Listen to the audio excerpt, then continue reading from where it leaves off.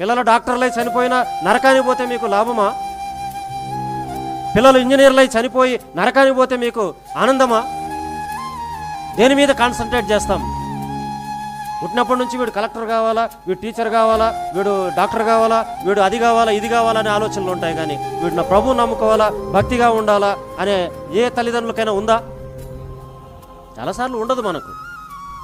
మావాడు కలెక్టర్ అంటే ఎంత ఆనందమో, నరకంలో పడితే ఆలోచన చేయండి. అది శాశ్వతమైన దుఃఖం. అందుకే దేవుడు అవకాశం ఇస్తా ఉన్నాడు.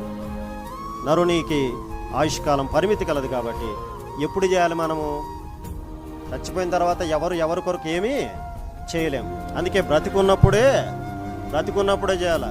బ్రతికున్నప్పుడే భార్యాభర్తలు, కుటుంబీకులు, తల్లిదండ్రులు అందరూ కుటుంబాలుగా ఉండాలి. అలాగే దైవికంగా కూడా మనం రక్షణ పొంది ఉండాలి, ప్రభువును ఆరాధించాలి.